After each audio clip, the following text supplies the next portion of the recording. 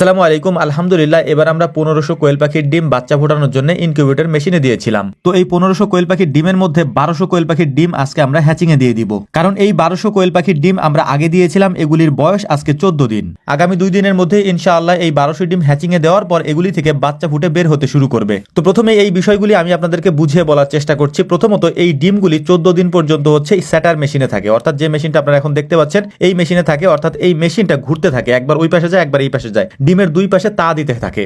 এরপরে এই ডিমগুলাকে 14 দিন হওয়ার পরে আমরা যেভাবে এখন দেখতে পাচ্ছেন যে নামিয়ে নিচ্ছি, এই ডিমগুলাকে নামিয়ে নিয়ে আলাদা একটা ট্রেতে আমরা দিয়ে দিই। অর্থাৎ এই যে ট্রেগুলি আপনারা দেখতে পাচ্ছেন লাল ট্রে, এই লাল ট্রেগুলির মধ্যে মূলত হচ্ছে যে একসাথে 300 ডিম দেওয়া যায়। এই 300 ডিম আমরা হ্যাচিং এর মধ্যে দিয়ে দিব, মানে পাশে যে মেশিনটা আছে ওই মেশিনের মধ্যে দিয়ে দেবো। এই ডিমগুলি সমতল ভাবে এরকম মানে বেছানো থাকবে আর কি। আর এই ডিমগুলা থেকে 2-1 দিন পরেই ডিম ফুটে বাচ্চা বের হতে শুরু করবে ইনশাআল্লাহ। এখন অনেক হয়তো প্রশ্ন করতে পারেন বা আপনারা জানতে চাইতে পারেন যে মেশিন চেঞ্জ করার দরকার কি, অথবা এই ডিমগুলাকে এইভাবে সাজানোর দরকার কি। একটা মেশিনের মধ্যে থাকলেই তো হয়, চেঞ্জ করার দরকার কি? চেঞ্জ করার দরকারটা মূলত কি জন্য সেটা আমি আপনাদেরকে বলার চেষ্টা করছি। মূলত প্রথম 14 দিন এই মেশিনে তাপমাত্রা থাকে হচ্ছে 37.7 ডিগ্রি সেলসিয়াস এবং আর্দ্রতা থাকে 60 থেকে 65। কিন্তু যখন ডিমগুলি ফুটে বের হবে তখন এগুলির আর্দ্রতা একটু বাড়িয়ে দিতে হয়, তখন এর আর্দ্রতা থাকে 75-এর মতো। কিন্তু প্রশ্ন তো রয়ে গেল যে পাল্টানোর দরকার কি, এই মেশিনে তো ওইরকম বাড়াই দেওয়া যায়। হ্যাঁ, সেটা দেওয়া যায়, কিন্তু এই মেশিনটা যেরকম ওই যে আপনারা দেখেন যে খাড়া করা অবস্থায় দেওয়া, যে ডিমগুলি ঘুরে ঘুরে একবার এই পাশে যায় আর একবার ওই পাশে যায়, যদি এই অবস্থাতেই থাকে যখন ডিমগুলো একেবারে সোজা হবে তখন হচ্ছে যে বাচ্চা ফুটে একেবারে নিচে পড়ে যাবে আর কি।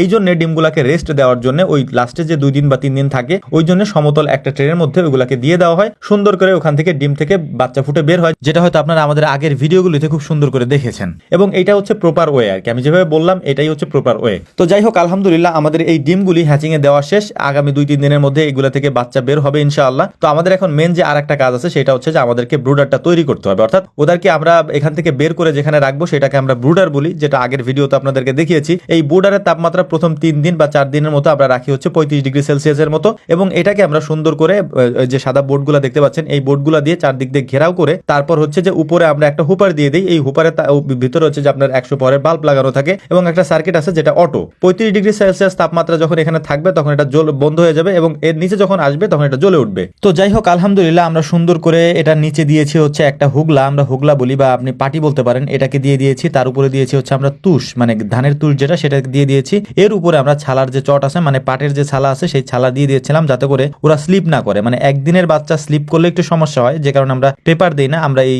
চটের ছালা বা পাটের ছালা এটা দিই। এরপর আমরা ব্রোডারটাকে সুন্দর করে রেডি করে নিলাম এবং নতুন একটা ব্রোডার আমরা এখানে লাগিয়ে দিয়েছি আজকে।